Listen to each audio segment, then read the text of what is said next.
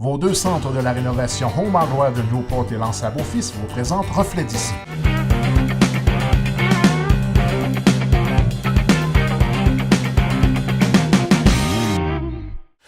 Bien, mesdames, messieurs, je reçois maintenant en studio M. Francis Dumas, qui fait partie de l'équipe de la MRC du Rocher-Percé.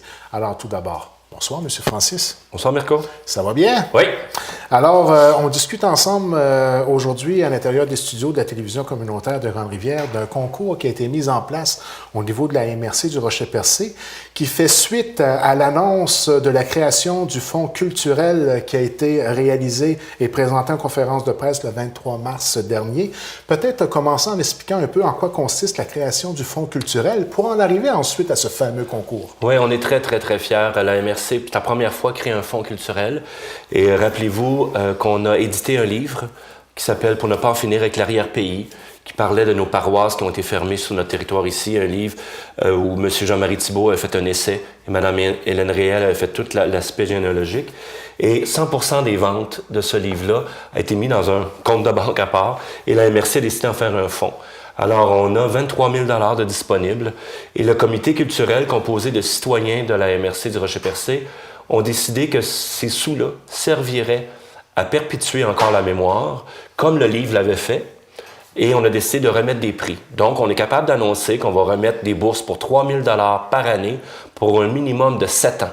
Donc, c'est pas une annonce comme ça futile, là. On est là pendant 7 ans au minimum pour remettre 3 000 $ par année à des organismes, à des entreprises privées, des organismes, des individus et ou des artistes également qui ont porté un projet qui met en valeur la mémoire.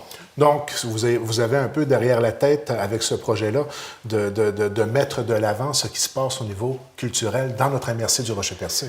Oui, culturel, communautaire, touristique, entreprise privée. Vous savez, la mémoire vivante, c'est Gaspécure qui continue à faire sécher la morue sur ce vigneau.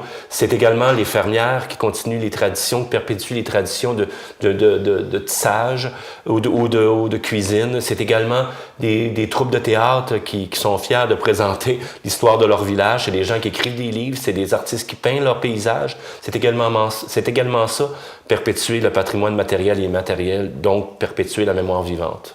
D'où la mise en place du fameux concours qui se trouve à être la raison pour laquelle on réalisait une entrevue aujourd'hui, de présenter cette façon avec laquelle on peut participer à ce fameux concours des prix des mémoires vivantes. Il va y avoir 3 catégories. Peut-être les expliquer une à une? Oui, bien sûr. Alors, il y a 3 catégories.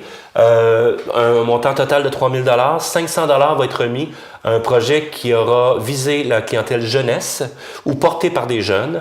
La même chose au niveau des aînés, un autre prix de 500 $ et un prix de 2 000 $, toutes catégories confondues. Donc vous comprenez que l'aîné peut gagner le 2 000 ou dans ça. Et on croit également être en mesure de remettre un prix coup de cœur également, mais celui-là ne sera pas attribué avec une bourse, mais au moins une reconnaissance. Ce qui est très important aussi, c'est qu'à chaque fois que les gens vont faire un dépôt de leur projet, le projet va être porté pendant 3 ans. Donc, ce n'est pas parce que tu ne gagnes pas cette année parce qu'il est meilleur que toi, que tu ne peux pas gagner l'année prochaine. Donc, les gens vont être tranquilles, ils font un dépôt cette année qui va être valide pendant 3 ans. Pour remplir le formulaire, c'est très simple. On ne pose que 5 questions.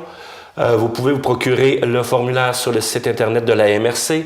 Il y a un onglet qui s'appelle Culture, ou encore aller à votre hôtel de ville respective. Dans chacune des hôtels de ville, il y a un formulaire.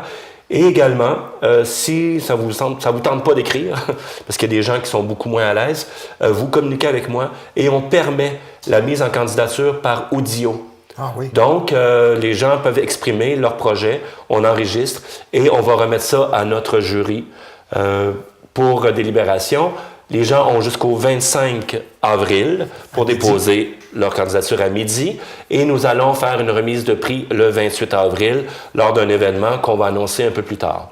Formulaire aussi disponible à la Maison de la Culture de Grande-Rivière et à l'Office du tourisme du Rocher-Percé. Absolument, et aux 5 municipalités. Peut-être aussi rappeler certains critères d'admissibilité là, pour être certain là, qu'on s'enligne bien et qu'on est en mesure de suivre la différente réglementation proposée. J'ai déjà dit, nous sommes avec l'entreprise privée, les organismes sans but lucratif et également avec les individus, les citoyens, les artistes qui doivent avoir leur siège social et demeurer dans la MRC du Rocher-Percé. C'est très important. On fait ce prix-là pour nous et par nous. Très important. Également, il faut que le projet soit plus jeune que 3 ans. Il faut également que le projet ait eu une certaine visibilité.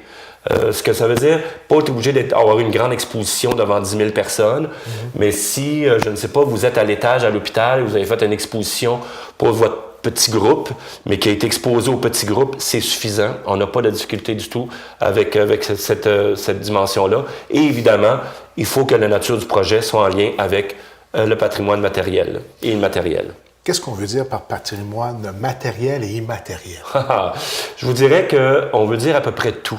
On veut dire qui nous sommes, ça veut dire que comment qu'on décore nos maisons, comment qu'on sauvegarde notre façon de faire. Vous savez, le monsieur qui vend des petits bateaux à Newport fait partie du patrimoine matériel. La façon qu'on décore nos maisons, la façon, nos traditions, tout rentre à l'intérieur de ça. Donc, c'est très, très large. Oui, puis le titre du concours Mémoire vivante là, est vraiment là, très bien choisi en passant. Félicitations. Là. Ça reflète bien l'idée derrière le projet et aussi la mission que ça va avoir sur le long terme en termes de garder un souvenir de tout ce qui se passe au niveau culturel de notre région. Merci du compliment. Je vais vous dire que c'est le comité culturel composé des citoyens de chacune des villes qu'on appelle nos sentinelles qui ont pondu ce nom-là et on en est très, très, très fiers.